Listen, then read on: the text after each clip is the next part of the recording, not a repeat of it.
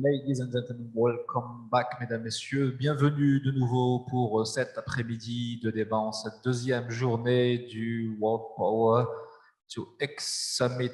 Nous allons à présent aborder la dimension industrielle et tous les enjeux qui se présentent dans cette perspective-là. On a vu tout au long des échanges qu'il y a pu avoir et des interventions de nos experts que des projets existaient à l'échelle expérimentale pour la plupart d'entre eux. Comment passer de l'expérimentation à la dimension industrielle et surtout quels sont les leviers qu'il faut activer et les écueils qu'il faut éviter. Pour ce faire, vous allez suivre dans un instant les différentes présentations. Nos panélistes auront 6 minutes pour vous exposer leur point de vue sur les différents axes qu'ils vont aborder. Un panel qui sera modéré par Monsieur Reda Hamdoun, que je me fais un plaisir de recevoir, Executive Vice President Strategy and International at Nareva. The floor is yours, sir. Welcome. Thank you very much. Good afternoon and welcome to Marrakesh for this World Power to X Summit. As you may know by now, the advent of green hydrogen as a technologically and economically viable energy alternative will, if done right, be a game changer for producing countries. Some, like Morocco, will slowly transition from being net importers of energy to being net exporters of energy in the medium to the longer term. But most, and especially African countries, will leverage the power of green hydrogen to become progressively green industrial powerhouses. As you know, the share of Africa in the worldwide output, total output is only 3%. So by leveraging the promise of Africa with its unique combination of rich soil, of minerals, and the ability to produce low cost and low carbon electrons, there will be opportunities to go to an industrial leapfrog, because the market is huge for green hydrogen, mainly driven for African countries by EU policy and EU's carbon pricing. So you'll have mainly two markets for a total, just for Europe, of 10 million ton imported. So mainly two markets. One would be straight H2, green H2, that will be used as an energy vector with straightforward applications in transport or in heating. But where we see the biggest potential and the biggest areas of growth for producing countries is green hydrogen used as an industrial feedstock, and mainly through ammonia. So the market for ammonia alone should be around 50 million tons per year by 2040. So producing countries, and most of them African countries that are endowed with wind, most notably, will have a choice. Either go through the vertical integration of the whole value chain of green hydrogen, starting with renewable energy and then going through electrolyzers to produce the green hydrogen, to the conversion to ammonia through the Haber-Bosch process. That alone is full of promise. A million-ton project of green ammonia will require capexes of around $4 to $5 billion. But these countries can go even further, because why stop there? Why produce only green hydrogen or green molecules? Why not attract on our soil energy-hungry industries that will be fed with our low cost and low carbon electrons? So that, in our view, would help fulfill the promise of Africa as a continent that is job creating, emission reducing, and green exporting. So there's a lot of things to unpack here for Africa's green industrialization path. And to help us, guide us through all of this, we are blessed with a distinguished panel with some expert panelists today. So let me call the first batch of panelists to the floor today. Let me start with Mr. Mustafa Labrak, who is the Secretary General of the Moroccan Energy Federation. Thank you, sir. Mr. Nikolai Knudsen, who's the Senior Director at Topso. Thank you for being here. Mr. Jérémy Bertrand, who's the Business Development Manager, Electrolyzers, Fuel Cell, and Hydrogen Technologies at Cummins. Welcome, Mr. Bertrand. Mr. Christopher Frank, who's the Head of Strategic Business Development at ThyssenKrupp. Welcome. And Mr. Alikan Kassam, who's the General Manager North Africa for John Cockerill. Mr. Kassam, good to see you again.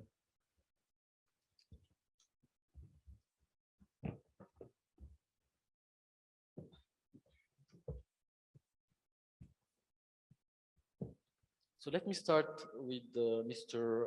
Labrak. Mr. Labrak, the floor is yours. Thank you, Sereda. I am the Secretary General of the Federation of Energy of Moroccan Federation. Frankly speaking, I'm an intruder of this session because my background is almost fossil product because I was working for a company involving in fuel. So the opposite of what we are doing here. But before talking about the decision, I will first have the privilege to have a word about the Here. This one? Well, to talk about a little bit about the Federation of Energy. Our mission is to be representative and spokesperson for business and organization operating in the energy sector. The Federation of Energy is positioned as the privileged interlocutor of the Minister of Energy Transition and Sustainable Development in the elaboration of general development policy of the energy sector in Morocco by being a driving force proposal and consultation of national debate. As an example, today we have some review of the laws relative to the auto production, relative to the renewable energy, and our federation is strongly involved in reviewing this with the minister and all the process in the approval at the parliament. So all the players in our sector are a little bit disclosed here. So we have fuels and LPG distributor. Some of them are very known. And we have also state-owned electricity producer and distributor. We are, who by the time being is the main producer and distributor of the electricity. We have also some private producer and distributor, like some gentlemen here and in the assistance as well, who are very involved in producing electricity in Morocco. We have also some delegated distributor for some cities in Casablanca and in the north. And we have as well the state agencies like Mazen, IME, and ONIM that are very important in our energy sector. We have also some industries that are very known, like ABB, Siemens, Gamesa, and so on. And of course, we have Arisen as a R&D partner. We have also some legal advisor and like Norton Rose Forward. The Federation of Energy was created in 2001 and is one of the federation of the General Confederation of Moroccan Enterprises that are will established in Morocco, and we are dealing with them for various projects related to the energy they are consuming. So this is a part of our a picture of members, some of them very known. And as I told, our objective is to promote policies, regulation, and news related to energy sector in general and the energy transition in particular. So we are promoting the use of environmental friendly technology and renewable energy resource as well as an energy efficiency. So we are with the members very involved in all what happened today in the renewable energy and the energy sector in general. So I will skip to the question for the session. Actually, I feel myself very candid because I'm not really involved in this business. However, when I ask me to come to this session, frankly speaking, I feel something very new for me. But I go through the literature to discover what is the word. But frankly speaking, it's something new for me. But it's amazing word because I discovered, because I was on the other side of the energy, because it's fossil, which is actually who driven the energy in the world.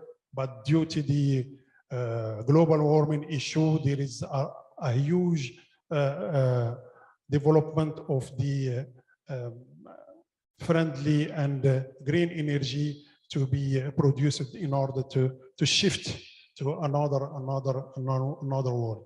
And they discover a tremendous development of this new energy that will lead the world in the future. But going through the literature, I found that there is some issue that can be that as challenging to and will have some barrier to develop the energy in the right path. However, this can be mitigated by some specific process. But one of the main challenges the green hydrogen today is the high cost. We believe that this high cost can be mitigated within at least next decade, maybe more. But as we see in this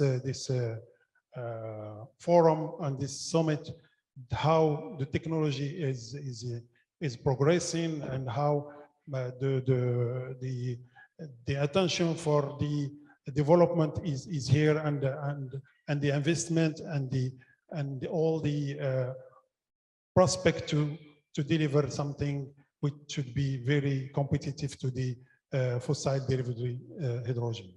So target to have $2 per kilogram is something that can be achieved. I saw this morning some presentation about $1 as an objective, $1 per kilogram, which is also something very achievable. That means we are in process to mitigate this.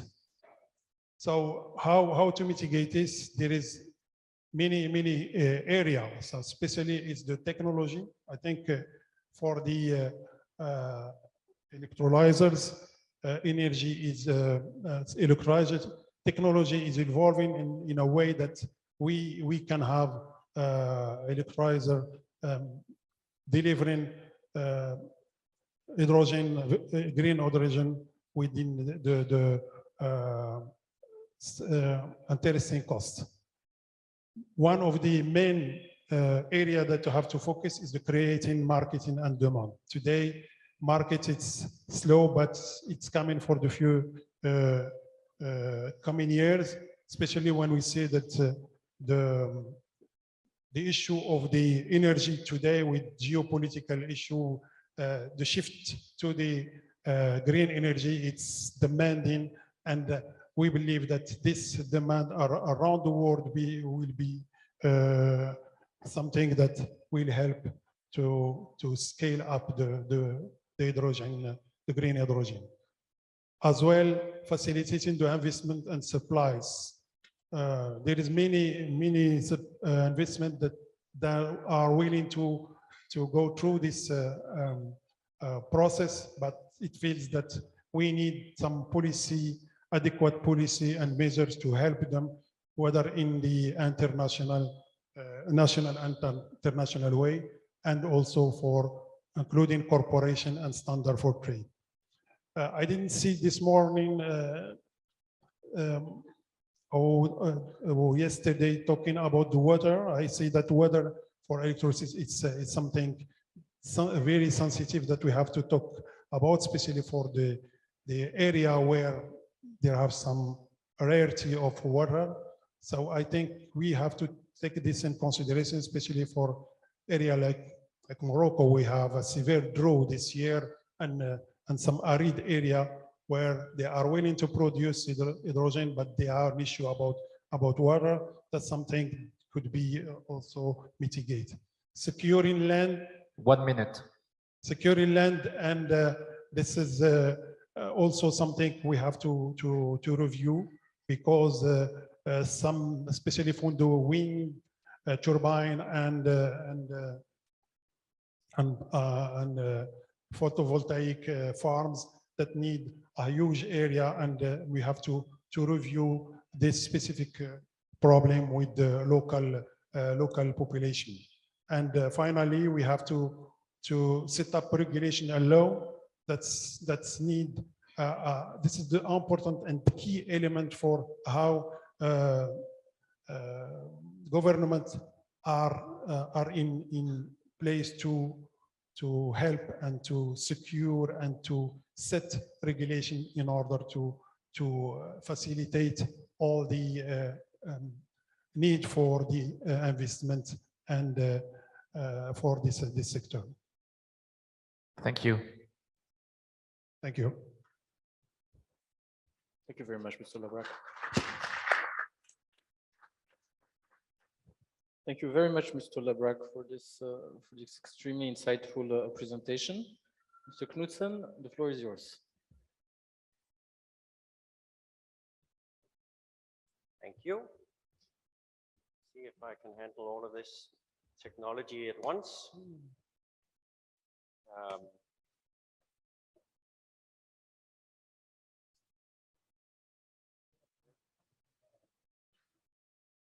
So, thanks for adjusting the volume. Here we are, all awake now. I'm here from Topsoe, and our role in Power2X is within the electrolysis and the X's, so producing the hydrogen and converting the hydrogen into something a little more tangible and storable than the hydrogen. In this presentation, I will focus on ammonia and methanol, which are the two most predominant derivatives from the hydrogen production. And I will offer you our view on some challenges in scaling up Power2X. I believe that some of my colleagues here will focus more than I will on the challenges in producing the renewable power and distributing that. So my focus will be on the electrolysis and the downstream from there. Can you put, please, the mic closer to your mouth, please? I can. I Thank don't you. want to shock you overwhelmingly like I did We need to before. hear you. It's very important what you're saying. But that's fine. Please give me a heads up if I drift. So our electrolysis technology is the solid oxide type, which offers a 30% more energy efficient way of splitting the water compared to the more conventional technologies out there today. So you could say that if we all agree that producing the renewable power is a challenge, then making the most of it is a very good thing on the way to scaling up these technologies. And another feature of the solid oxide technology is that it is not dependent on scarce materials. So in the production of the stacks, we use abundantly available materials, so there will be no shortage of raw materials in producing these electrolyzers. We do admit that it is a new technology, so we have chosen to offer end-to-end guarantees and support, meaning that we will offer the production guarantees for the end product, whether that is ammonia, methanol, fuels, whatever, from a given amount of power inlet. So you don't have to depend on several suppliers to get a production guarantee. We will also offer extended services for this type of technology.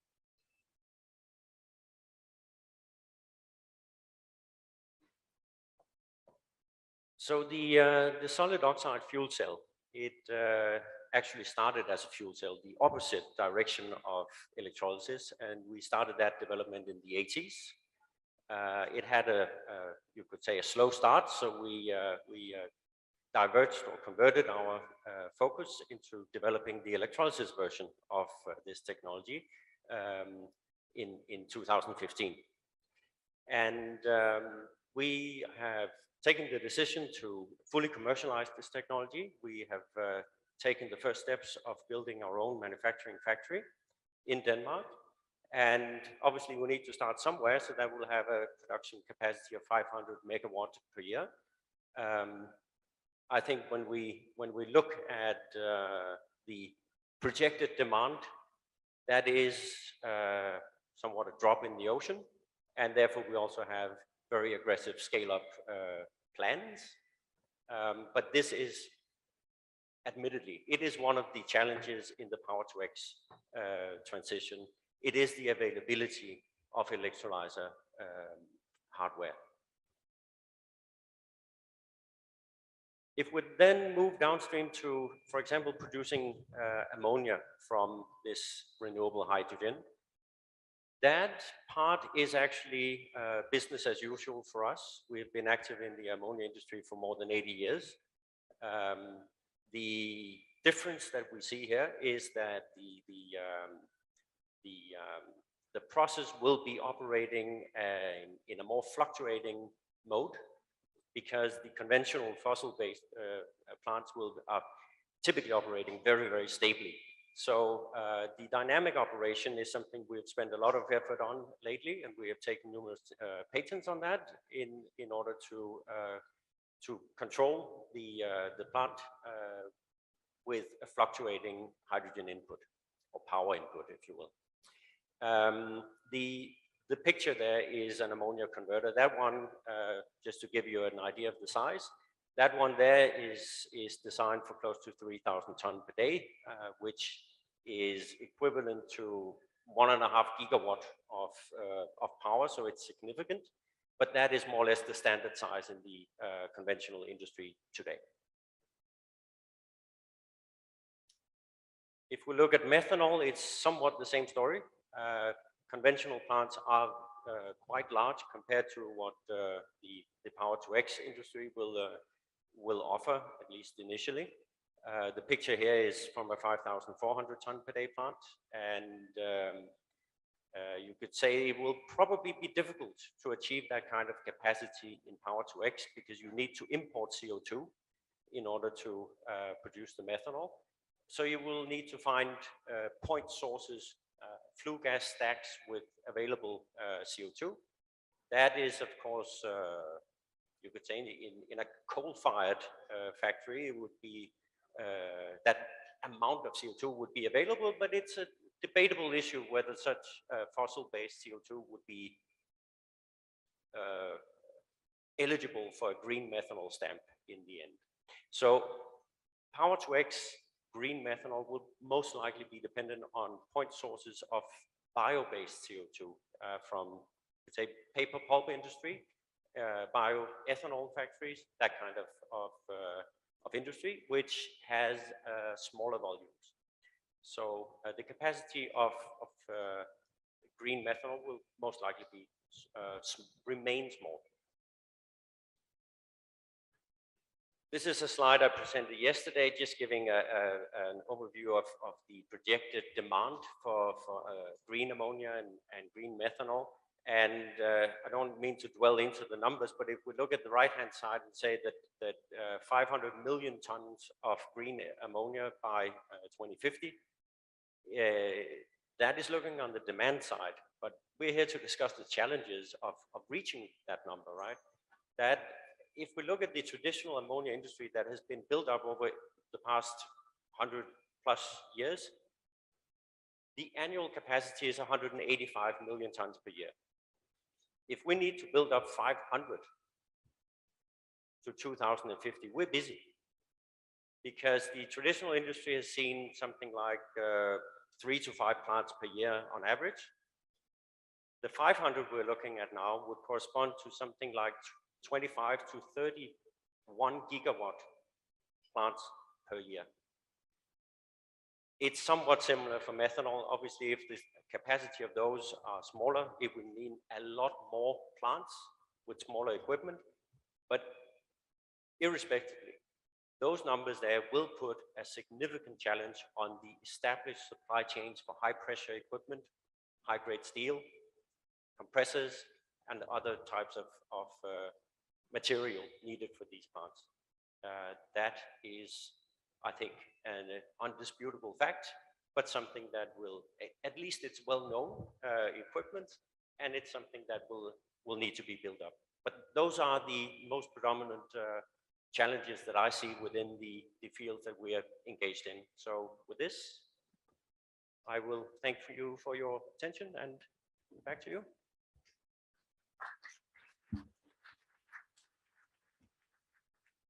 Thank you very much, Mr. Knudsen, for this presentation about Topsoe's work and expertise in this area.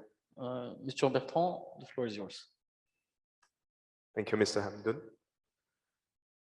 So, Cummins.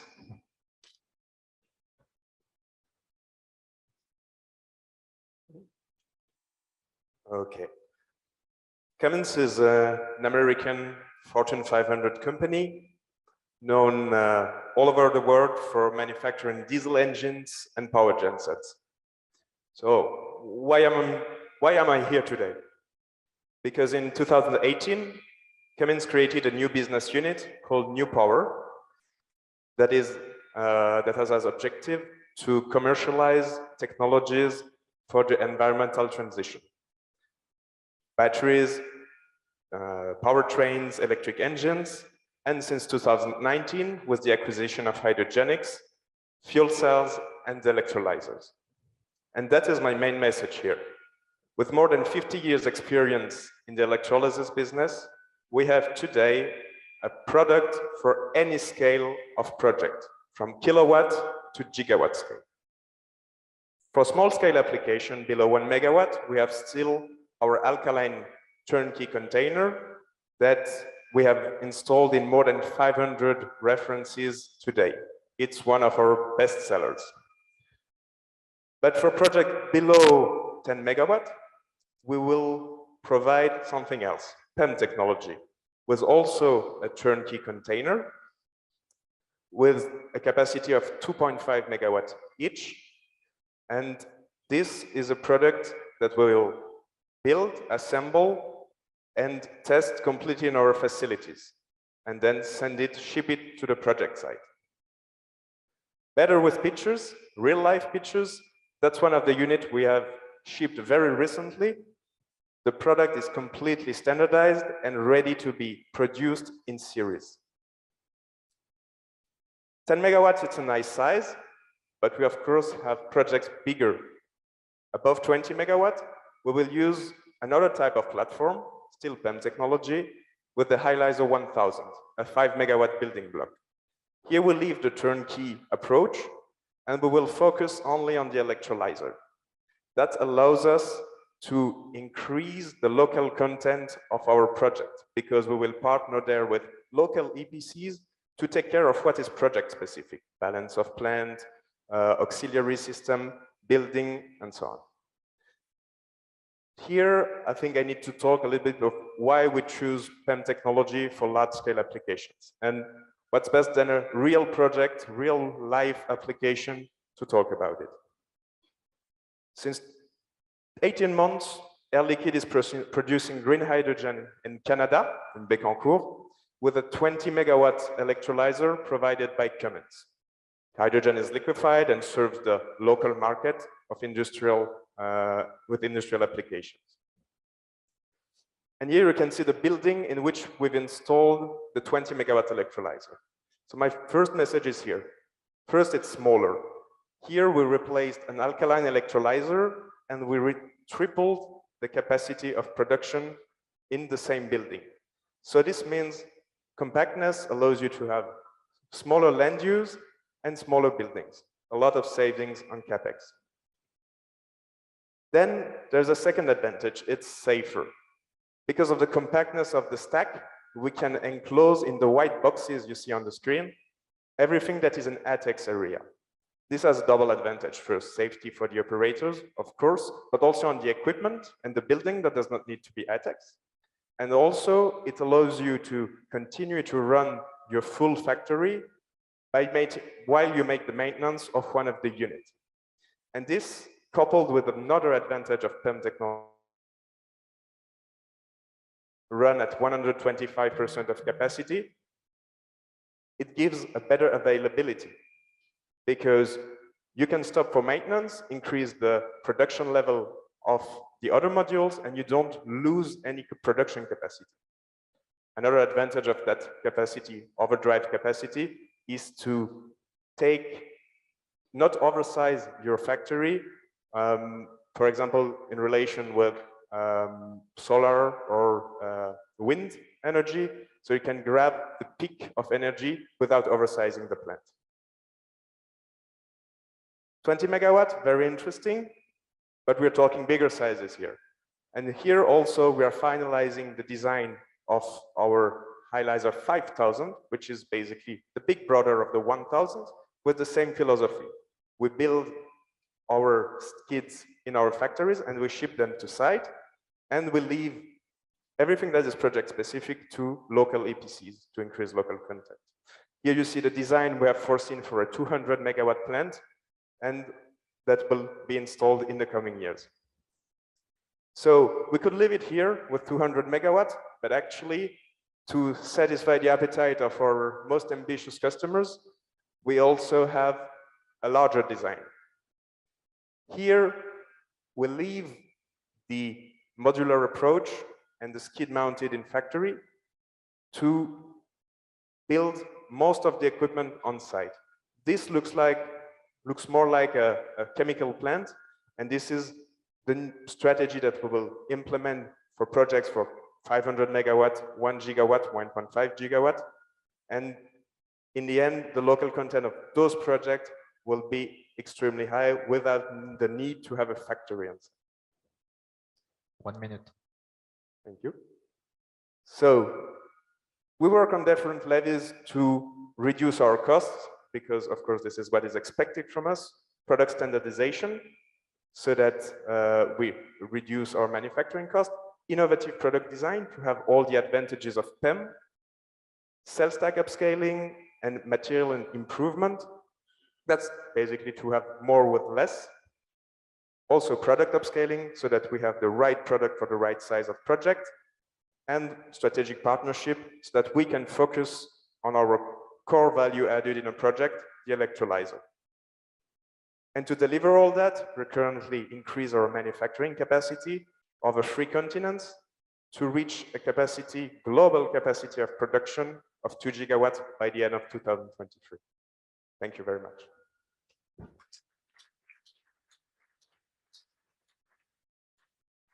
Thank you very much, Mr. Bertrand. Mr. Frank, the floor is yours.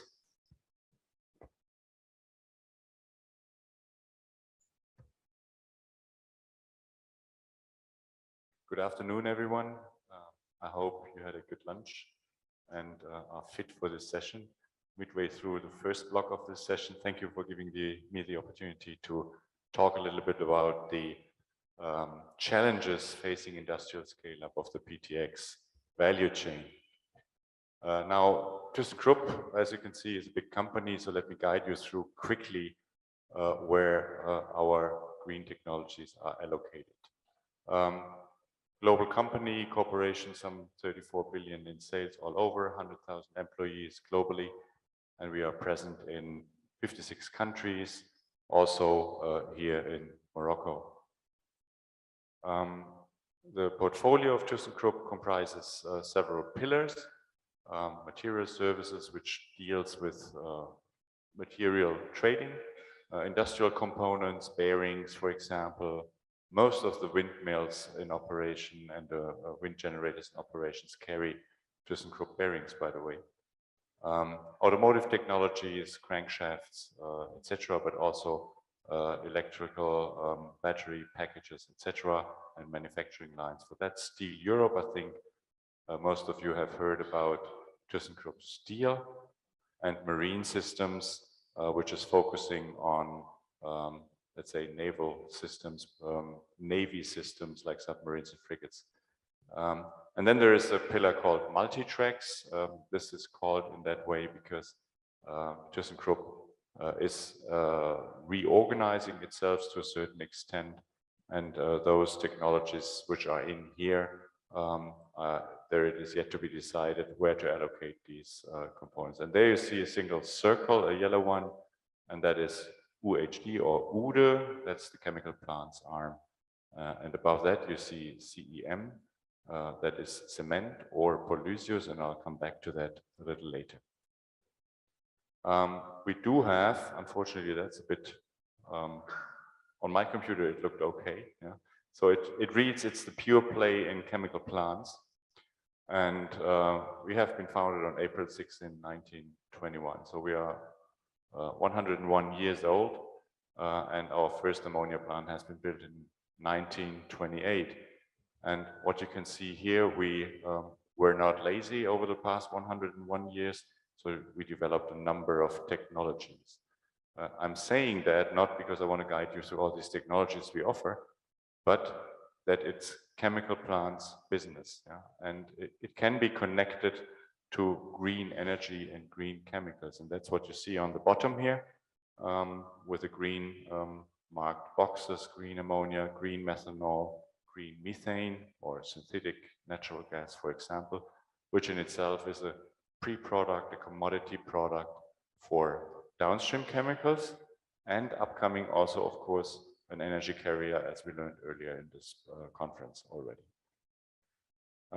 And here's what our portfolio comprises on the green side. That's not really something new. I mean, we've seen that. And what you see on the top left, that's the water electrolysis we have in our portfolio with our sister company, Nucera. It's an alkaline water electrolysis, and they are their standard module is a 20 megawatt module and multiples of that. And of course, you can produce ammonia out of that, and with a CO2 source, you can produce methanol or other chemicals out of that, as you can see here, and of course, downstream fertilizers as well. But there is a little red arrow there, here in this corner, which is O2.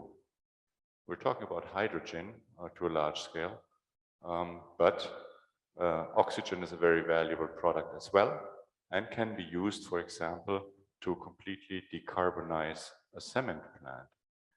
And that's something our colleagues of Polysius have now introduced to the market with their so-called pure oxyfuel technology. And the first plant just recently has been announced is going to be built in a little village in Germany called Mergelstetten. It's in the southern part of Germany, and it's a demonstration plant, and apparently the technology is of that high of an interest that companies like Heidelberg Cement, Schwenk Cement, Unicem, etc. from Dickerhoff have formed a joint venture to buy such a plant to test it. And why am I saying that? Because it serves as a perfect CO2 source to a methanol plant, for example. And that would demonstrate a nice example for a sector cross-coupling. Just to give you an idea, and that's coming closer to the challenges of a scale-up. Oh, no, unfortunately, that can't be read. I don't know what happened, most likely a different computer. If you take a standard size of a cement plant, 5,000 tons per day, you can combine that with roughly 1.3 gigawatt of water electrolysis, and if that would be available on a 24/7 basis, you can produce some 3,050, 3,060 tons per day of green methanol. Methanol is an ideal bunkering fuel for ships. We learned that earlier today in a presentation that Maersk, for example, is converting all their ships or building new ships being at least dual fuel capable. That can, I've read a figure, some 70,000 commercial ships could be easily converted to a methanol service today with very few efforts only. Now, that is leading me to the project sizes. Yeah? What you see here is what we have currently and one of the challenges, of course, is getting all these studies also into real projects. But I assume that the market will kickstart very soon. But what you can see is that some of the projects already today comprise large-scale ammonia applications. No more small-scale, large-scale. And that, of course, requires tremendous amounts of electrical energy. As you can see here, on the bottom line, I took one of our standards. Just in the next 10 years, figures are differentiating a little, but somewhere in the range of 1.4 thousand gigawatts will be needed in the near future, just in the next decade. And the expectations for until 2050 range from 4,000, we've heard a figure today, 4,000 gigawatt. Other figures say 6,500 gigawatts, a lot, in other words. 1 minute. And those plants have to be combined with electrical power, and they need to be served with electrical power. And I think that is what is the biggest challenge, and I'm homing in now. The major hurdle in many producing countries, what we have seen and observed is that the domestic transport of electricity and of green hydrogen is limited and is not prepared to handle these large quantities of additional power. Also there, formation mistakes, sorry for that. Power trade for the transportation from our perspective is an integral part of energy transition that needs to be addressed. And to a certain extent, and I know that might come as a shock to some governmental representatives in African countries, in North African countries, but a liberalization of power and hydrogen gas grids is absolutely essential as it is a transition enabler. And governments, of course, can continue to execute grids control via, for example, grid agencies, but that requires policies, and they're not in place. And we can only urge everyone from governments to pay close attention to that and to enforce policies to bring that to the market, to enable investors to get their power supplies produced elsewhere in the country to their production site. And let's not forget the sizes. I talked about 1.3 or 2.2 gigawatt electrolyzer plants. Just imagine what happens if one of these electrolysis plants gets into a trip, closes down. You all of a sudden have an excess power of 2.2 gigawatt coming from somewhere. You need stable grids. And without that, the energy transition at large scale will not really be happening. So there is urgent action required on the governmental side, on the power producer side. And having said that, thank you very much. Thank you. Thank you very much indeed, Mr. Frank. Mr. Kassam, the floor is yours.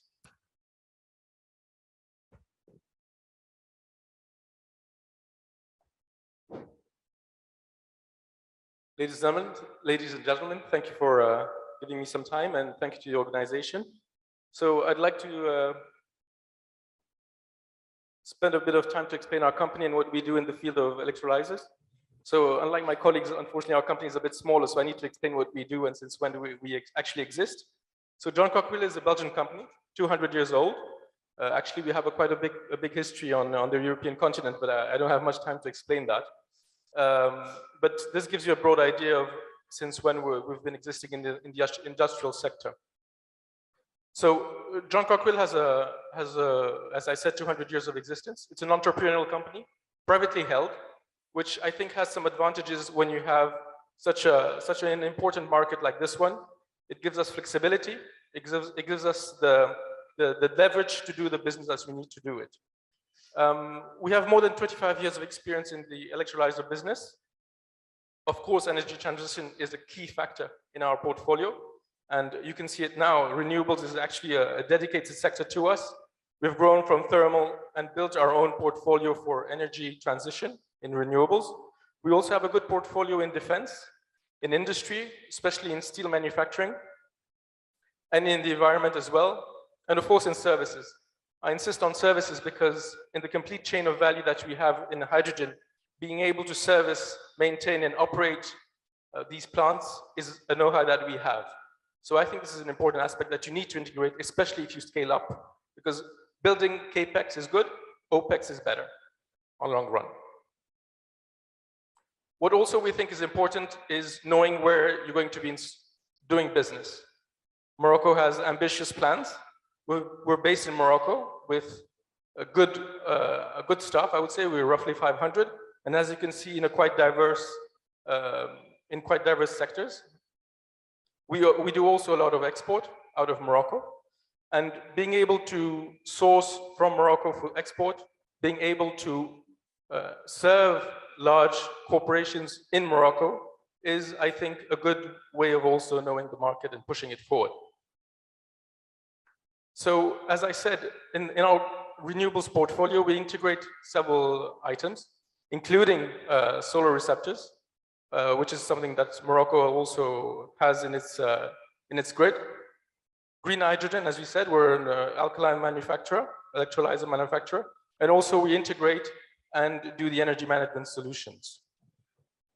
Our key also advantage is that since we have a service business and a technology business, an engineering business, we integrate, we install, and we maintain.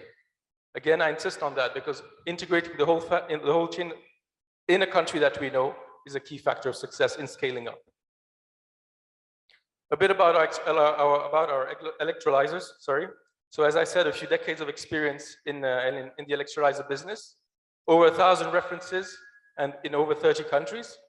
Our largest equipment is a 5 megawatt pressurized electrolyzer, which is the largest one currently, with over 30 references of it. Our approach also is something that we've learned from our analysis, market analysis, and also from what the clients are trying to learn. It's that they want to own and to have the technology near them. This is a key factor for success in this chain of value.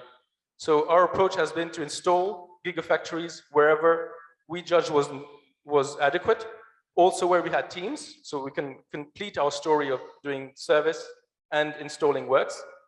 So we've chosen a few destinations. It was said a bit earlier this morning by the ambassador from France that we're part of the Macron program for electrolyzers. So we have a gigafactory in construction in France. It is going to be started up in 2023. So we're ahead of schedule based on what was expected. We have another one in Constitution in India, and I'm sure there'll be other places we'll be looking at it very soon. As I said, this is really our approach to be addressing the market, is putting technology closer to where it's going to be used. Massive investments, of course, for us. We're smaller, so these figures are important to us. And so we cherish these values and these numbers and use them adequately along the time. I just wanted to conclude with a few references that gives you our experience also in larger projects, not only smaller ones.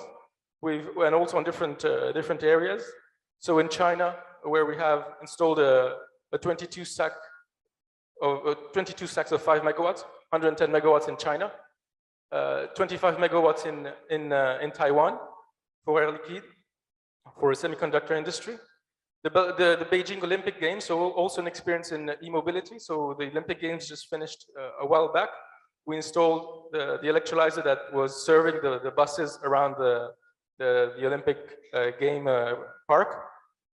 And a new reference that is building right now in Europe, a methanol experience that you were mentioning a bit earlier, where we use, it's on a lime plant. So we use the limestone through the kiln and then collect that produces CO2, and then collect methanol with the lime at the end of the chain. So these examples, I think, that gives you a clear example of what your question was, of how we can scale, have experience, and scale on these experiences. Again, one important factor that I didn't insist on for your question was that if you need to scale, companies, corporations will ask you references and maturity of your product and your solutions. I think the alkaline solution gives that security, especially on the long run, even though there will be the continuing developments and R&Ds in all the technologies, alkaline, PEM, and others. I strongly believe that there's a bright future for everyone, and the market is large enough for that. A quick view on the approach for how we scale up our projects. To a certain size, up to 20 megawatts, there's I would say a standard way of duplicating the plants. But a philosophy for 100 megawatts, I think it was said a bit earlier by my colleague, there's a different philosophy. It's something that where you evaluate your plant completely differently. And it is something that has to be thought from the beginning differently, because there are some gains that you do on auxiliaries and of course also on stacks. I hope I was good on time. Thank you for your time, and ready for questions. Yeah. Thank you very much, Mr. Kassam.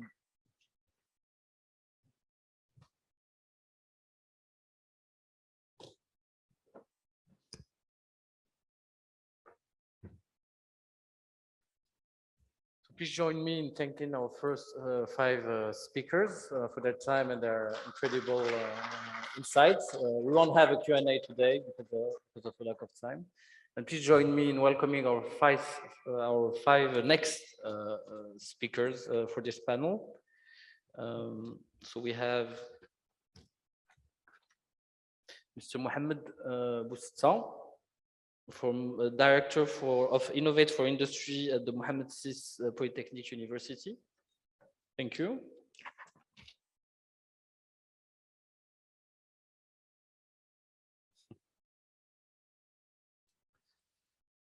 We can thank our panelists that are leaving and welcome those who are joining us on stage by applauding. Thank you very much for them.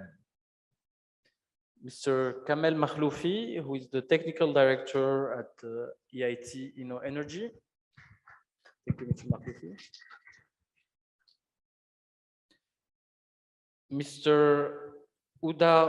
Dr. Uda Salem, Head of Group Power to Liquids, Fraunhofer Institute. Thank you. Mr. Carlos Navas Perez, Director of Innovation and New Energies at Enagas. Thank you, sir.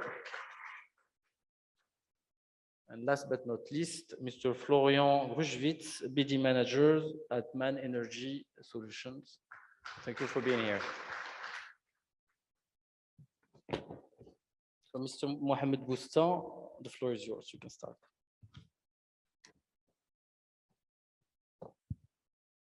Thank you very much. First of all, I would like to say that I'm really delighted to be here with you for this very great event in this very nice city of Marrakesh. And for who don't know Marrakesh, I think take time to visit. We all know that it's not obvious to organize such an event. I would like also to thank all the organization team and the technical team, and I think we can applaud them.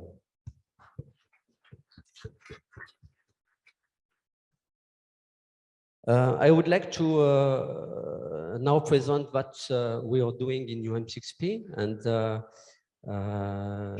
link between UM6P and the green ammonia and the Power-to-X. So UM6P is a young university which has been created by OCP and founded by OCP Foundation. This university has been inaugurated in 2017. The headquarters and the main campus is located in Ben Guerir. It's a small city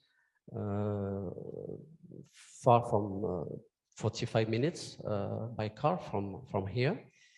And we have in the ecosystem of the UM6P, sorry, we have the Green Energy Park, which is where we do research in PV, for example, or CSP technology. We have a data center, which has been inaugurated last year, which is the most powerful supercomputer in Africa, with a 5 megawatts in electricity capacity, which can able to power until 800 computer cabinets with a 2,000 square meter area, and which is certified Tier 3 and Tier 4.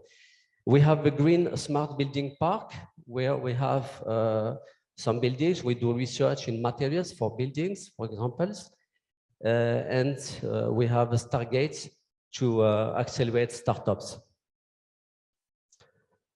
So how we organize in UM6P? So we have 3 clusters. The first one is the Science and Technology cluster, where we have schools like EMIN, which is an engineering school, ESAF, which is the School of Agriculture, Fertilizer, and Environment School, the SIP&D, which is the School of Architecture, Planning and Design. We have a GTI, the Green Technology Institute.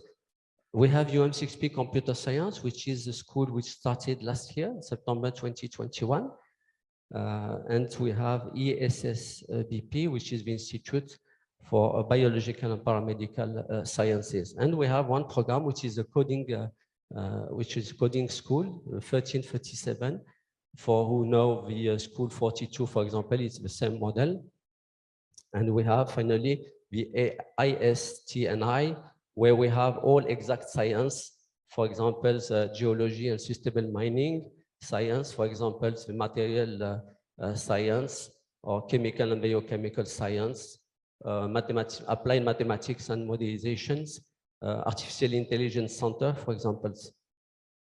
The second cluster is the humanities, economics, and social science cluster, where which is located in the new campus in Rabat, which started last year, September 2021. And the third cluster is the business and management cluster with ABS, African Business School, SHBM, School of Hospitality, Business and Management, and the SCI, the School of Collective Intelligence, and a small program which is Meyer Center. We have a Center for Doctoral Studies, which is common to all these clusters, and an initial and continuous education program. Some figures. So we are in UM6P about 3,460 students. And the targets we have is to be about 6,000 students in 2025. In terms of faculty, we're about 150, and the target is to be more than 400 faculty permanent contract, because we have affiliate and vacation faculties there. In terms of part between so female and male, we have 53 female students and 47 male students. In terms of programs, we have about 400 students in the human science, 100 students in the business and management, 1,000 students in the science and technology cluster, and about 329 PhD students. Which is split by, if we look to the programs, we have about 900 in bachelor programs and preparatory cycle students, and about 600 engineering students. In terms of specific program, as I said, we are about 160 students in the coding schools, split between 1337, 1,266, and UCode students, 320 students, and 32 students in the Meyer Center.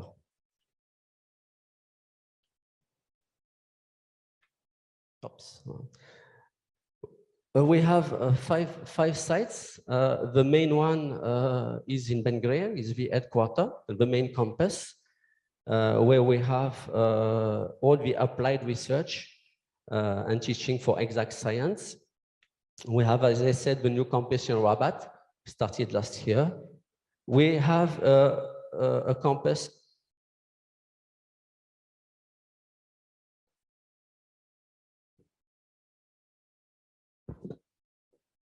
It's not me.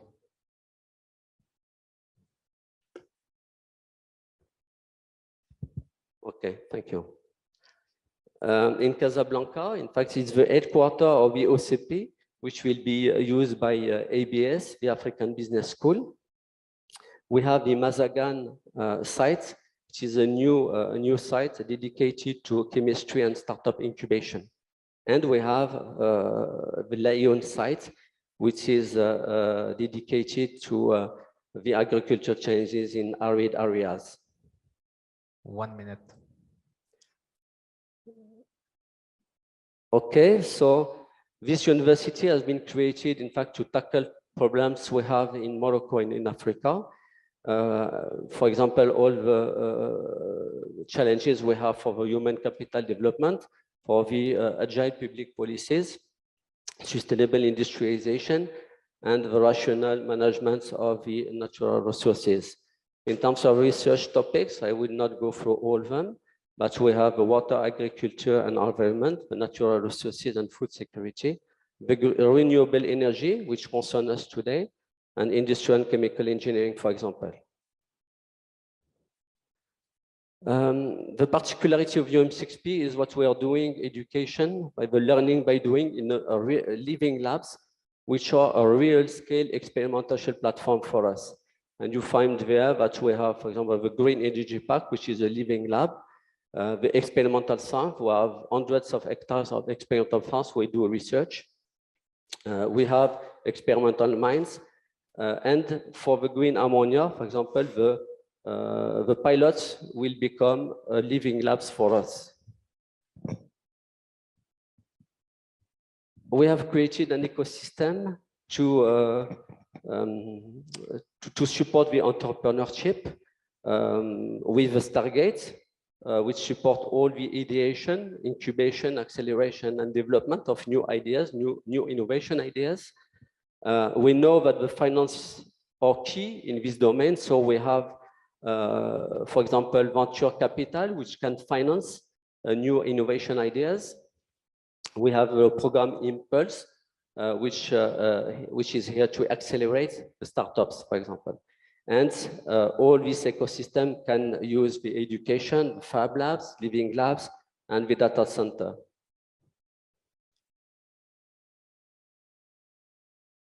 About the ecosystem, again, we have created some entities like Texel to take in charge projects from maturity 3 to 6, and Innovate for Industry has been created last year to take in charge all projects in all the domains we see previously from maturity 6 and more.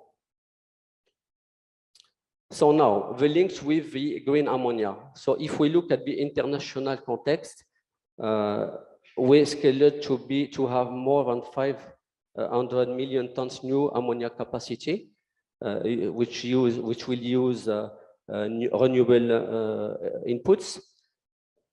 These new capacities will be used for fertilizer, for maritime fuel, for H2 carrier, or for electrical power. In the context of Morocco, the Kingdom of Morocco has initiated a regional dynamic that aims to create an economic and industrial sector around the green molecules, particularly hydrogen, ammonia, and methanol, in order to consolidate its energy transition to reduce greenhouse gas emission. The introduction of the green hydrogen industry and its derivatives, the Power-to-X, will allow to establish a domestic hydrogen-based industry to replace ammonia imports. And we know that OCP imports 2 million tons per year of ammonia. We have signed in this context 2 agreements. The first one with OCP and Erizen last year, in November 2021, and the second one with OCP and Shell in March of this year, 2022. These 2 pilots will be, these 2 pilots will be located in the Jolf platform. The two pilots will consist on a renewable energy emulator, water demineralization unit, electrolyzer system. The first pilot will be 4 megawatts, 2 megawatts PEM and 2 megawatts alkaline. And the second one will have a capacity more than 10 megawatts. We are finalizing to define the optimum capacity right now. And the second pilot, we will launch the bidding process, the second pilot next month, July 2022, as the first pilot will start in terms of building in EPC contract in July 2022. We'll have also a nitrogen generator, a storage system for hydrogen and nitrogen, compressed air station, Haber-Bosch ammonia with cooling system, a purification system, a permanent control room, an emergency purge management, and the liquid ammonia storage. Conclusion. This is the green ammonia project. And I thank you very much. Thank you very much.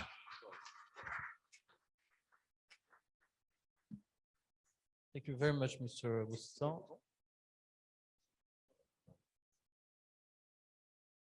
Mr. Makhloufi, the floor is yours. Thank you very much.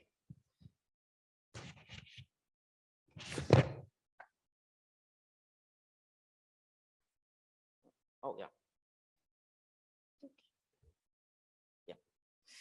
So thank you very much for the invitation and a very nice panel. I think it shows how to tackle the challenges of the Power-to-X value chain, and we've seen how we are good in Europe, but also in Morocco to tackle technological challenge. So we had Cummins and John Cockerill on the electrolyzer side. We had Topsoe, also electrolysis and chemical production, and ThyssenKrupp. And yesterday, I think Jeffas in Morocco, Irsen, that are showing that there's, I would say, a very good technological know-how. And so the question is, what are the real challenges that we need to face right now so that this hydrogen economy is basically happening? So I will be having a very different presentation. First, I need to introduce who is InnoEnergy, because I had to introduce it too much since I'm here. So there's a deficit of branding.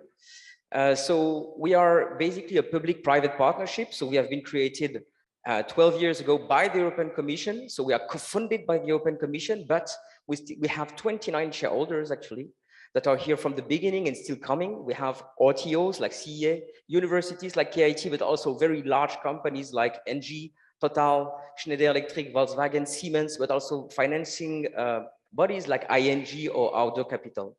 So what we are basically is one of the investment arm of the European Commission for the investment in deep tech startups and industrial value chains. So over the last 10 years, we have been dealing with 5,000 cases, investing more than 600 million euros in 450 startups. Some of them are already unicorn. We are not only acting on that, we're also working in developing the human capital, because when I see all these gigawatts of electrolyzer, we will need people that are skilled in front of that. So we develop master programs. We have graduated more than 2,000 people over the years, and reskilling, I would say, the workers of yesterday into workers of tomorrow. For example, we do that for battery through the Battery Academy. But mostly here, I will be working, or I would say talking about the work we are doing on the industrial value chains. So in 2016, we have been mandated by the European Commission to set up the European Battery Alliance that you may know. It is basically these gigafactories of batteries that have been popping up everywhere in Europe. And we have been at the initiative of, I would say, very small companies that were initially only PowerPoint and that are right now unicorns like Northvolt, where we invested very, very early stage, and that is now valuated more than 12 billion euros. And what we do is that we replicate that all over Europe, because we want to reindustrialize Europe and make it a real powerhouse. We do that also through another value chain, the European Solar Initiative that we drive as well. And for example, we announced Bascvolt, which will populate Spain with a gigafactory of new PV cells. But then myself, I'm working for the hydrogen value chain.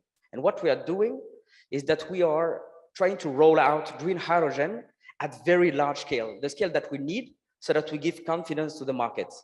And then we have to be honest, we are independent companies, so we are focusing in the hard-to-abate sectors where we feel that hydrogen will be the best available technology in the 10 coming years. So we focus on fertilizer, on steel, on chemicals, and what we call heavy mobility, so shipping, aviation, and maybe a bit less in heavy good vehicles. So there are some cases we're not investigating, I have to be honest. Hydrogen for heat, where we feel that there's alternative, electrification, biomass, biomethane, but also some other cases like refineries.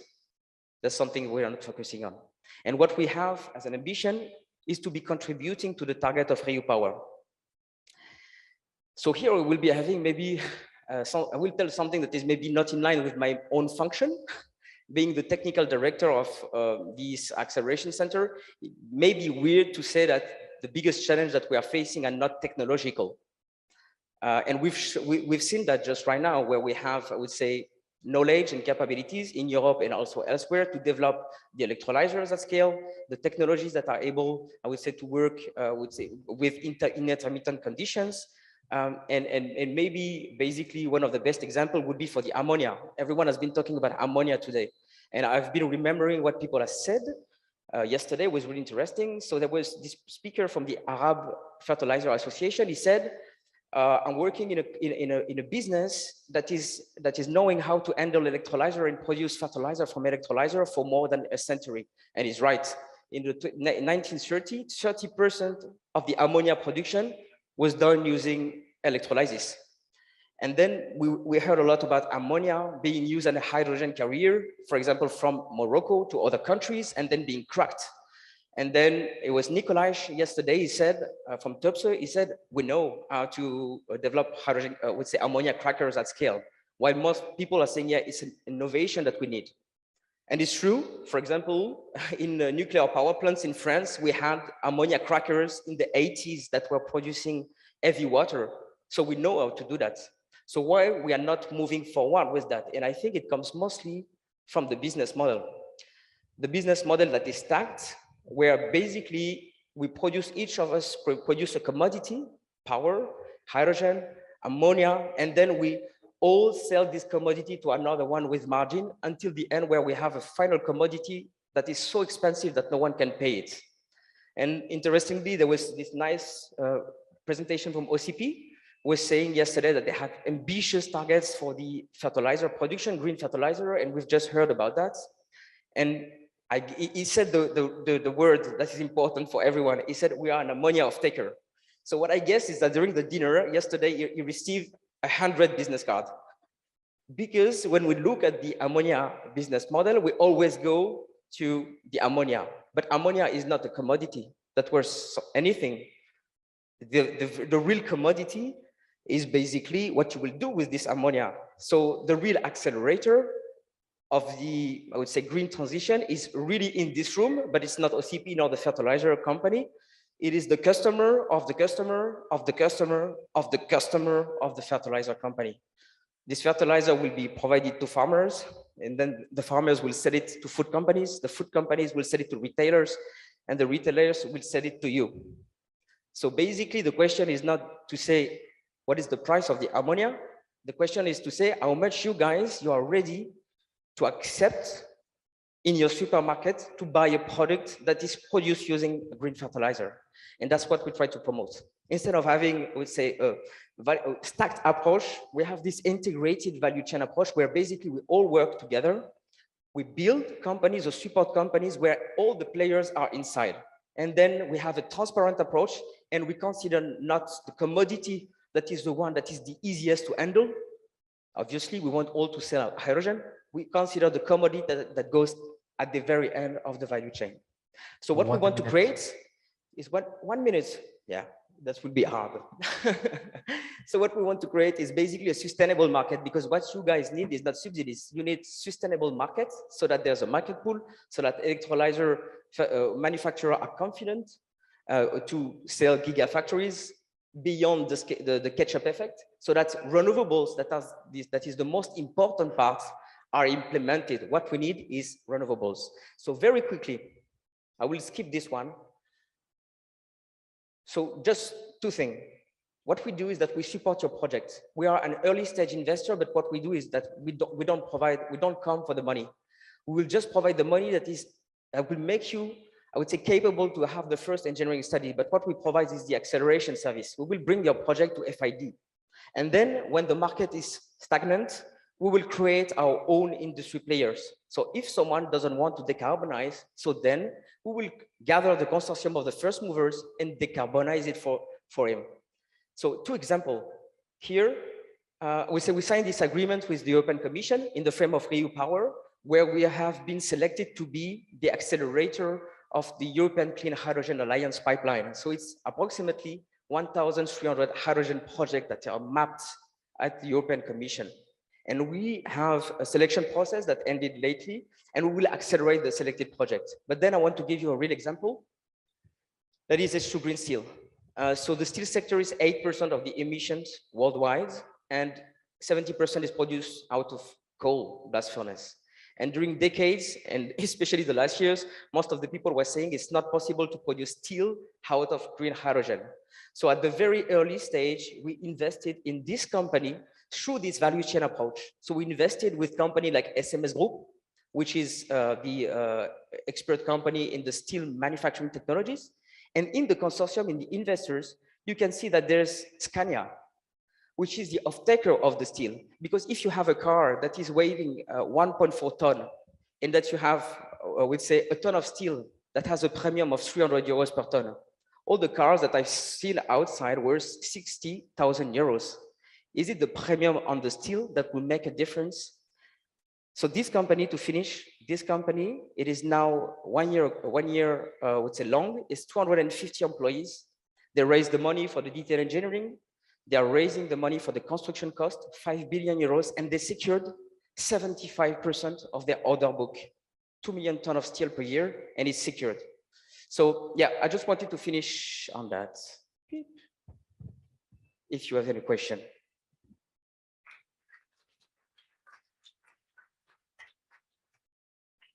Thank you, Mr. Marloufi. Mr. Ouda, the floor is yours. Thank you. Yeah, Assalamu alaikum. I hope you still have some energy for further content from me and my esteemed colleague. I'm waiting my content. Yeah, and I'm talking today from the R&D perspective. And yeah, in that very important context, power to X scale. So for whom who don't know Fraunhofer Society, some few words there. We are the largest applied research organization in Europe. 30,000 people are located in 76 institutes. This is only the German landscape, but it's also internationally very present. And we are doing research with 3 billion euros. Very important that 2/3 of this money comes directly from industry or from funded product from industry. So we do research that's very industry relevant. In the orange square there, one of the largest Fraunhofer Institute is Solar Energy Systems ESE, where I belong to. Give you a quick how we look like. We have 2 main pillars, the photovoltaics, the old business. We are pioneers there, and the energy technology and systems. I won't go in details, but importantly, we're the second largest with 1,300 people, and researching there was around 106 million euros per year. I belong to this division, hydrogen technologies and electric energy storage, and yeah, very fitting in the topic here. And I'm leading the groups that are called Power to Liquids. So I'm very glad to be in the Power to X World Summit and give you some endeavor. But talking about scale, I thought I will zoom out a bit, not hitting directly to technologies, and yeah, put it into context. So what are the drivers? I think you all know that what brings us here, that we have a big problem to tackle, and the time for action is now. It happened everywhere, and down there in the middle, you see it in the Ahrtal floods, happened in Germany last June, and it's evident by the IPCC reports. And why does this happen? Because the energy system we're working at is fully operated at fossil, it's changing. So renewable and nuclear are penetrating and getting to all economic sectors and emitting CO2 in large amounts. So we're tackling a very big scale problem. It's in different sources, 45 to 50 billion tons of CO2. There's a distribution of the cake.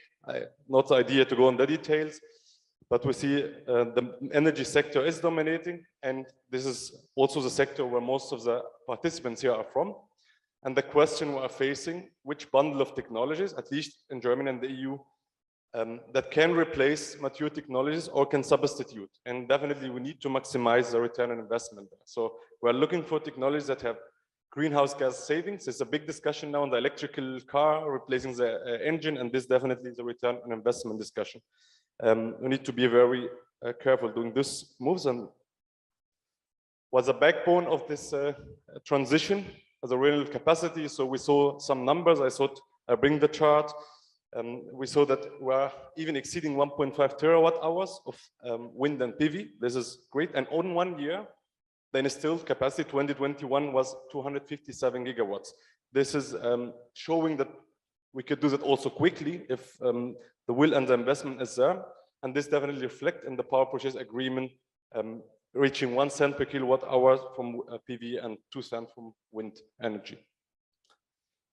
And it's a bit provocative, but it's now becoming a fact, at least in the European landscape. And I had in the last months several big occasions where I hear that, and I cited again, there will be no energy transition without hydrogen and Power-to-X technologies.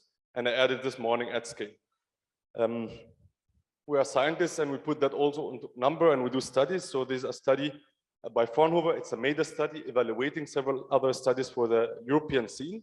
And we see the colors are different sectors. I don't want to go in details, rather give a feeling on the scale. So this transportation industry and residential sectors, and those are different scenarios. So if the European Union to reach 95%, we are talking about something in a variance of 600 terawatt hours, which is huge. And if you want to 100% neutral, we're talking about more than 1,000 terawatt hours. So we have definitely a feeling, and depending which button you press, you decide the scale. And also another driver, we've seen high supply project, for example, funded by the research ministry in Germany, Australia, German case. We'll see a paradigm shift in the energy transformation. And this map is definitely also relevant for Morocco. I keep going on the drivers. So I say when this happens and we get this transition, so this our energy system will look like that, and then you hear a big argument. Oh, hydrogen is could cause problems. That not only hydrogen, lots of streams and lots of supporting technologies as battery storage, heat pumps, and others. And I think it's important to see also where we stay. So globally today we have 90 million tons of hydrogen in our system. So there's a hydrogen streams. I also didn't want to tell the details there, but we know it already in several sectors. Refining, ammonia industry, no hydrogen, but only very, very small portion of it is based on renewables. And I think there's no secret that global installed capacity of electrolyzer is around 350 megawatts, so not even a gigawatt. At least this is the IEA result of this morning research. And that's the status quo, and this is where we can get in a net zero emission scenario. So this is an IEA analysis. And maybe it's lots of diagram, but if you looked in the middle to connect with the last slide, we have 90 million tons, the first 2020, and it could go to 500 million tons. And it's one part of the solution. So it's also important to understand. So when you see the CO2 cumulative mitigation, hydrogen will play an important part, but not the only part of the solution. Okay, and definitely the scene is known, so some of my esteemed presenter already mentioned that, but I collected the 35 national strategies, and it's growing every day. The German national strategy put in June 2020, 7 billion euros investment in that domain, and 2 billion of them, importantly, was for international cooperation, where lots of things happen in Morocco, and we have afterwards the German-Moroccan bilateral session to see also further this progress. 1 minute. My colleague already mentioned that. So those are governmental drivers, also so private investment driver as NEOM. I just give a hint, $5 billion investment in that domain. Maersk, we hear that often. So ammonia and methanol fuel, there's a big commitment that will ramp up the markets there. So we as Fraunhofer ISE, we look at this landscape that there could be an energy system based on those fuels and derivatives, starting from renewable power, going to electrolysis and having 3 main molecules, the hydrogen, coming from electrolyzers, carbon oxide coming from direct air capture and industry, and nitrogen also abundant. And this we can feed all economic sectors. I'll give you an example or two of what we do at research. The space of time is considered. So jet fuels is a growing topic. Set targets are fixed in Germany and in Europe, and there we develop methanol to jet fuel route. We cooperate with large industries there to get this route in STM approval. And we see lots of opportunity in that domain. On the other hand, one last impression on the ammonia. which is also a very important topic in the Moroccan frame. We work along the value chain. So we work on the process side. We do this technology we call Picasso with a Japanese partner to produce ammonia, not with a Haber-Bosch conventional way, rather at lower pressure and temperature catalyst and the great reactor. We work also on the propulsion side. So applying ammonia engine was, we will hear from MAN afterwards, maybe some word on that. And also we work on the very important topic, the reforming. And if you allow me, just 2 more slides, the Picasso to give an impression. So this upper part is a standard process. It happened at very high pressure and temperature. And with a Japanese partner, we could work with ruthenium catalyst and get the process integrated, the reactor and separation unit. So it's a disruptive technology. We can go up to 95% less CO2. And as I said, we work very close to industry. So in a success case, we could go to the Fukushima plant. That's our target by 2025 at TRL7 to demonstrate that technology, and that could have big impact. And I think with that, I will stay in time. Thank you, and bring forward the discussion. Thank you, Dr. Uda, for this very engrossing presentation.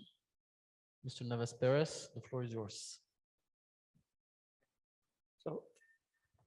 So thank you very much for the introduction, and thank you very much to the organizers of the event for having us here. So my name is Carlos Navas. I represent Enagas. We are a natural gas grid operator in Spain. We operate over 11,000 kilometers of pipelines and 6, actually now 7 LNG terminals. And with that background, you might ask, why are we here? This is about hydrogen, not about natural gas. And in fact, the company did a strategic review of where we were and where we needed to go over the next few years. And it didn't really take rocket scientists to figure out that we needed to change a little bit what we were doing and to get prepared for what we call, let me see if I can do this, renewable gases, primarily hydrogen and biomethane. Part of the reason, of course, was we can use the infrastructure that we already own and operate and get ready to for the next wave, for the energy transition. And we could have taken a very passive approach. We could have waited for the market to decide or tell us what we needed to do to our gas pipelines, but we decided to be proactive. And in fact, we were one of the first ones in Spain to start developing and actively promoting hydrogen projects. And I'm going to tell you a little bit what kind of criteria we use, what we do, and how that can potentially be applied elsewhere. For the most part, not for the most part, but exclusively, we look at hydrogen as actually that being derived from renewable energy sources. We don't do blue hydrogen. We only basically look at green hydrogen for a variety of uses. So that could be mobility, power generation, primarily industry, that brings scale, and even some tertiary uses for households and commercial buildings and the like. We look at hydrogen as being a necessary ingredient where electrification cannot be an option for the decarbonization of certain sectors. There's plenty of them. Other speakers have spoken about this, so I won't belabor the point. The fact that we also already have some gas infrastructures that we can leverage is also a selling point, which gives a lower cost approach to that energy transition pathway. What I wanted to tell you a little bit is, what kind of criteria do we look at? Of course, the decarbonization of end-use sectors is absolutely critical. We need to have a tractor effect in the local environment or in the industrial environment to help the supply chain move along. And we do look at creating sustainable employment. And that goes wherever we are. We have most of our projects are in Spain, but not exclusively. I'll mention that in a moment. And the last point is one that previous speaker basically mentioned a little bit, have an integrated approach. We don't do projects alone. I don't think that any of the projects that I will show in a couple of minutes are done on our own. In fact, we always go with other partners. Part of it is to share risks. Part of it is because we are experts at certain parts of the value chain, but not in others. So if we share risks and we sort of collaborate, we can find the synergies where we complement each other, and we can have a winning value proposition for all those involved. These are some of the project types that we look at. I'm not going to read the entire text that you have in front of you, that you can do for yourselves. I'm sure you're very good readers. But just to let you know that there are 2 primary elements that we look at. On the one hand is scale. The bigger the scale, the better the economics. And that's kind of an overriding principle that you can apply to most hydrogen development projects. The second one has to do with identifying the demand. So if there are plenty of projects out there that are saying we're going to deploy so many gigawatts of electrolyzers or megawatts of electrolyzers to produce a gazillion tons of hydrogen, if the end user is not identified, then you don't have a project. At least this is the way that we tend to look at it. You need to have, it's the customer that ends up deciding and determining what the parameters of the project should be. And that should be an overriding principle, and that can be applied across a variety of factors. We can do this in certain decarbonization hubs, in industrial clusters, petrochemical clusters, for instance. We have a couple of those in Spain. We can deploy hydrogen corridors, mostly for mobility. We have some stake in there, although not a big one. Hydrogen islands, one of the most, well, in fact, the most advanced project that we have to date in our portfolio is one in the island of Mallorca, the Balearic Islands, which I'll tell you about in a moment. And that can help be a driver for the decarbonization of those, I would say, specific ecosystems in islands, and also help to create some additional levers, additional opportunities in terms of local employment and local opportunities. And we're also participating in actively developing proprietary technology with other alternative methods of hydrogen production with some of our other partners. These are the map that I wanted to show you with the portfolio projects, and you will see they are of various sizes. Some of the smaller ones are in the order of single-digit megawatts, and some of them go to hundreds of megawatts. And you might ask, well, do you always build pipelines since you're a gas grid operator? Do you always blend it? Well, the answer is it depends, as you can imagine. Smaller projects where you don't need to develop a pipeline don't really make sense to build a pipeline, that is. What tends to be the case is you can actually look at blending as a potential option, provided that the final user does not need the molecule. If you need the molecule, you got yourself a problem. The larger the project and the bigger the distance in terms of potential users, then that requires pipelines. You will see a project that's called Clean Hydrogen for Steelmaking in La Robla. That is 280 megawatts of hydrogen, and that actually carries a pipeline from that part of the Spain all the way up to the coast, the northern coast, for the decarbonization of steel. Another one is the project Catalina. You'll see it on the upper right-hand corner of the map, 500 megawatts. That is going to go to a fertilizer company in the coast of Spain, whereas the production is actually done on the inside of Spain, in Aragon, 100 and somewhat kilometers away. Why? The renewable energy resources there are fantastic, much, much better than we can find at all in very close to the final user. And the most effective way of carrying all that massive amount of energy is through hydrogen, in this particular case, through a pipeline. The most advanced project that we have right now is the Green Highland project that I mentioned on the Green Highland on the island of Mallorca. It's 2.5 megawatts. It's a pilot project, a demonstration project, and it really encompasses a host of different applications that you can find in that environment, from mobility to gas grid injection to tertiary sectors. We have some fuel cells and hotels. We are deploying also additionally new photovoltaic panels to be associated with that particular hydrogen production plant. And also the Port of Mallorca is going to be using hydrogen fuel cells for cold ironing purposes. It basically is just a way to showcase the host of applications that you can deploy in a small ecosystem, test how they work, get our feet wet with all the pains and headaches that all of that carries. There are a lot of them, but we want to go and learn from it so that we can keep on doing this elsewhere. We're replicating these kinds of projects, for instance, in Chile already. That's the case. And the message that I wanted to send here on top of this is that we want to leverage this experience, this expertise, to do this in other areas, potential areas of growth. Of course, in Spain, and we have a portfolio of more than 30 projects and 50 partners, all across, all across the Spanish geography. But we also believe that in Morocco, and this has been basically an eye-opening experience here in this conference, there offers a lot of opportunities for the deployment of hydrogen production plants based on the renewable energy resources.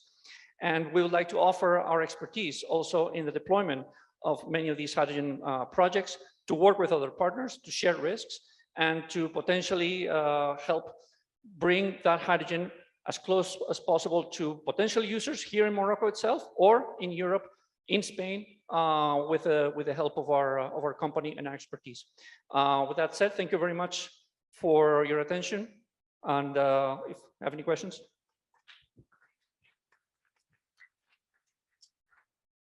Thank you for this very valuable presentation, Mr. Navas. And to conclude our session, Mr. Gershwitz. Merci, Monsieur Hamedoun. Can we get the presentation? It's coming. Merci beaucoup. Thank you for the invitation to the organization, and thank you to the audience for still bearing with us. I hope I will bring a good finish to the session by sharing some ideas how a worldwide decarbonization can become a reality, and of course how MAN Energy Solutions can provide the respective technologies and solutions for this.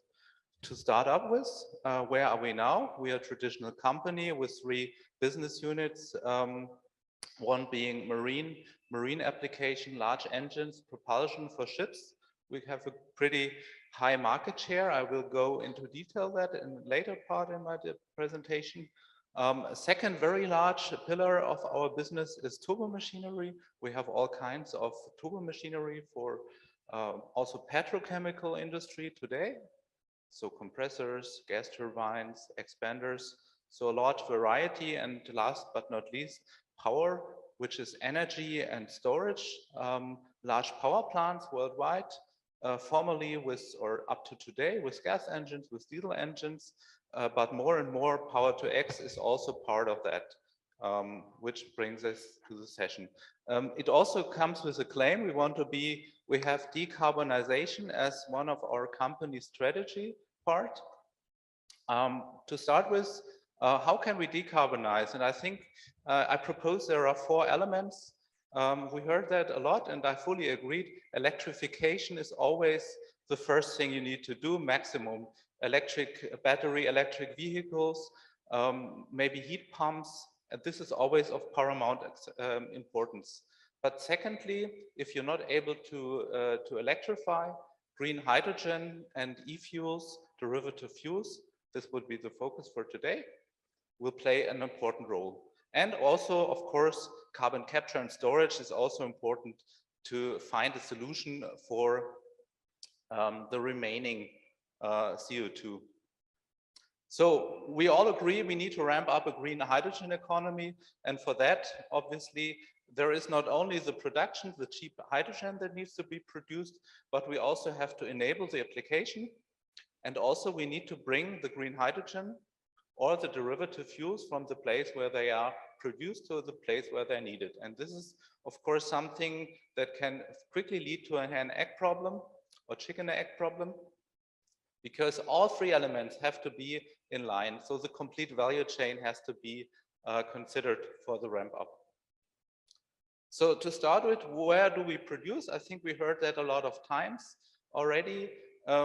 Of paramount importance is very many operation hours per year. So it's on the lower left side, you see this function. It's true for, I think, every renewable energy and power to X applications. You need a lot of running hours, operational hours. So what does it mean? You see on the map, red means good here in this case. So the redder it gets, the cheaper you can produce is the assumption. And you have, for example, Morocco or Mauritania as a good example. You not only have sun, but you also have wind. And so you have 2 sources. So beside geothermal or hydropower, this is a very, very good combo to reach lower prices. Okay, now we know where to produce. Morocco being one of the key players in the future. But also we have to look where will the hydrogen be needed. And you see here industrial application, direct reduction for steel production makes a lot of sense for direct use of green hydrogen. But of course, there are also applications just as transportation, where not only hydrogen, but also its derivative fuels come into play. That can be sustainable airline fuels or shipping fuels. We have a closer look on that in a moment. But what is really, really important besides that, it's diversification and to become independent from bilateral dependency in the world. I think we also heard that a lot, and we have learned that this is of utmost importance to reach diversified energy supply. And also, this is what I mean with this picture here, that all the world can participate.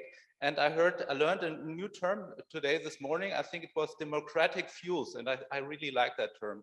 And this really brings us forward on a global level, not only economically, but also as a society. So as promised, I want to have a closer look on shipping and Power-to-X. How Power-to-X can be a solution for shipping. You see here MAN-ES with these large two-stroke engines is powering 50% of the worldwide trade. So we really have a role here. And 3% of the CO2 emissions in the world come from shipping. And it is clear we need to lower this emission, obviously. And we also nobody has a crystal ball, but I think something is clear. Today, we have a diesel era, and this diesel era will end. So you see here today, 95% of the large ships are powered with diesel, and Power-to-X, Power-to-Gas, Power-to-Liquid play a role. But there is not like one silver bullet, but there are different ways to power ships depending on the application. If you have a large container ship, we heard that from Maersk, methanol or ammonia will be a fuel. Also because shipping not only plays a role in decarbonization as an emitter, but also as a transportation medium of green energy. But if you have, for example, large cruise vessels, you may not use ammonia, but methanol or SNG is a good option. So today we really have good variety, including methanol. Ammonia will be the next step. And also maybe we have also direct use of hydrogen. If you see, for example, in a port situation of a cruise ship, fuel cells, smaller amounts, that can also play a role. And that here is a good example that this is not only PowerPoint, but this is a ship we equipped with our engines in 2011 with heavy fuel oil engines. It was converted to LNG, and last year it was the first showcase where it was shipping with renewable methane. So we can really have carbon neutral methane shipping power today. 1 minute. So one important thing, thinking of hydrogen, it's always important to see both the hydrogen economy and the carbon economy side by side, hand in hand. So I think we also saw that a lot already. You can basically produce all the carbohydrate products based on green hydrogen. And this really is a good message because this means we can decarbonize. And this is also very important at the moment. I think many of you have already observed that with the EU delegated act of carbon sources, we need not only to look at hard to abate, but also like cement factories. These are applications that are not to abate. So we can either release this, we can either stop producing cement, or we can use the CO2 as a good source for renewable fuel, which enables us to decarbonize all sectors. And this also already brings me to my last slide. As promised, I want to also show how MAN Energy Solutions can be a partner in decarbonization in many ways, starting from the PEM electrolyzers, HTEC systems. Today, it's a very, very ambitiously growing company, which will be one of the 3 largest electrolyzer companies with a €500 million invest of euros made. So we really can provide a solution here. Also, for example, synthesis reactors for methanation, for Fischer-Tropsch process or methanol synthesis is also something we can provide. And as, of course, engines, as I already mentioned, also stationary engines, gas engines, which play a role in the energy transition countries where you need energy all the time, not only when the wind is blowing, so you need this backup power. Yeah, and this leads me to the end of my presentation. Thank you very much for your attention. Thank you. So this wraps it up. Thanks to the audience for their attention, and many thanks again for all our speakers for the generous time. Thank you very much. Thank you very much. Thank you very much. You can stand up in front of the photograph for the picture. Thank you to our panelists for our speeches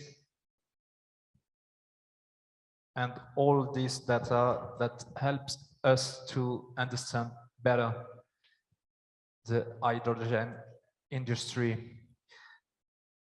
Okay, we will have a coffee break, just 10 minutes, please, so that we will talk about the hydrogen and how it can revolutionize the mobility sector. Thank you. See you, meet up in 10 minutes.